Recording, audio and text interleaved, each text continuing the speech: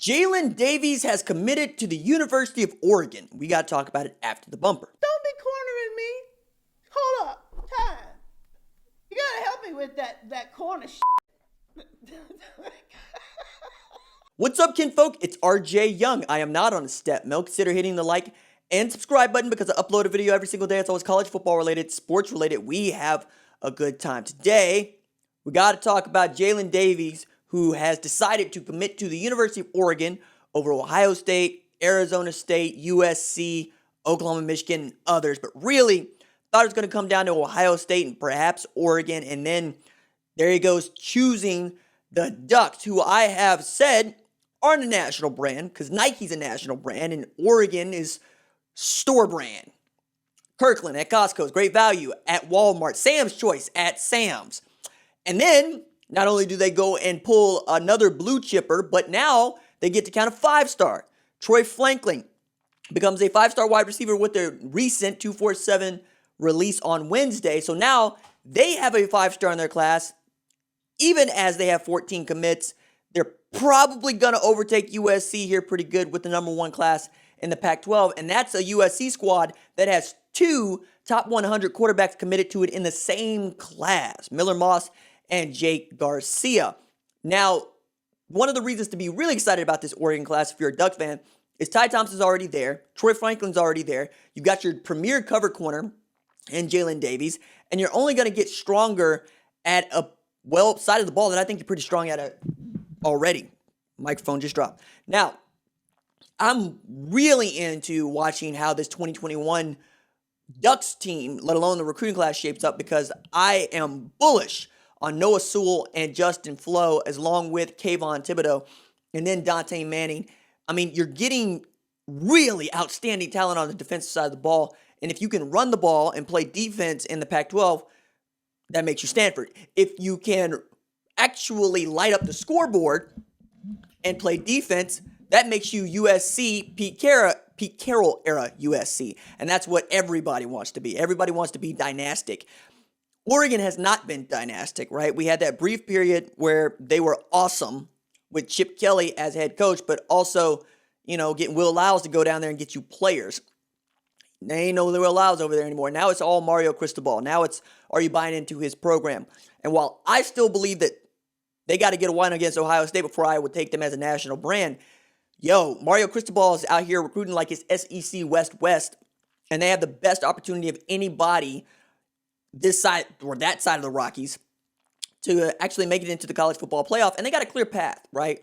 Usually you take a look at the schedule, and outside the SEC, you got to make an argument for a team going undefeated. Really, for Oregon, you just got to make an argument for them winning the first 3 games of the season. Don't lay an egg to Hawaii. Beat North Dakota State, which is a defending national champion, and beat Ohio State, which we all expect to be right there in the national championship game. And it's going to be really difficult for folks to keep you out, even with a loss to, say, a ranked USC or a ranked Arizona State or a ranked Washington or what have you, because short of losing the Pac-12 championship game, you got to believe that the Pac-12 is going to get their first, official bid to the college football playoffs since Washington in 2016, who got housed by Alabama.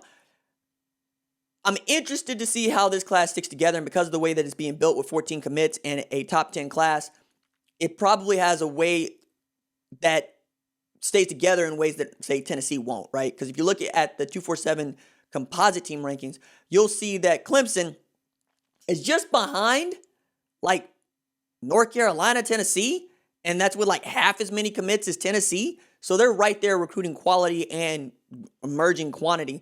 And the other part about this Oregon recruiting class is 4 of the guys are from California, 4 of the guys are from Arizona.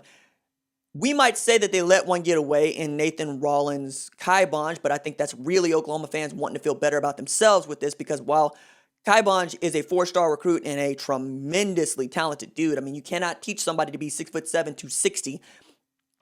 He still only played 1 year of high school football. So Jamar Cain, Calvin Thibodeau, Alex Grinch, you're going to still have to teach him a lot of what it takes to play at a high level. Meanwhile, in a guy like Jalen Davies, he's ready-made right away. Greg Biggins called him a natural covered corner.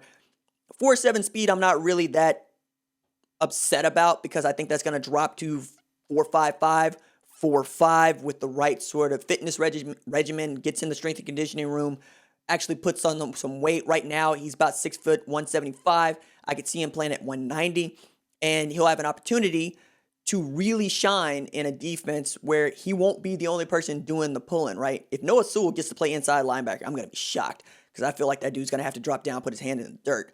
But Justin Flo will be, and Justin Flo is baby man. And the idea of Oregon being built for 2022 or 2021 is also on the table. Like, I could just see Oregon and Oklahoma both getting to the college football playoff in 2021, provided we see some good things from Oregon this year. I think that Ohio State game is such a big deal for both them and Ohio State, along with the North Dakota State game, to which I go, Rob Mullen, what are you doing? Why did you schedule North Dakota State? Like, you lose either way. You beat them, you're supposed to beat them. You lose to them, you lost to North Dakota State. But kudos to Jalen Davies, who is coming out of Modern Day and helped lead them to a sectional title and I think a state runner-up finish last year. Correct me if I'm wrong in the comments there, Monarchs. But Modern Day just pumps out Division I blue chip talent year after year after year. Bryce Young, quarterback at Alabama, Modern Day. Darian Green-Warren, cornerback out of Modern Day to Michigan. Jeremiah Cradell, safety out of Modern Day to Oklahoma. The list goes on. Elias Ricks to LSU. They just do that. So anytime you can go into Modern Day and you can get a starter, you know you're getting a 4-star, 5-star kid, and then add that with what Troy Franklin is turning out to be, which is a jewel of this class. And if Ty Thompson can actually be coached into being the kind of quarterback that I think he can be because he's got all the tools by Joe Moorhead, yeah, you're going to be good. You just got to get through this bridge year if that's what it ends up being with Anthony Brown or Tyler Shuck as the starting quarterback. Feel real good about what Oregon could be.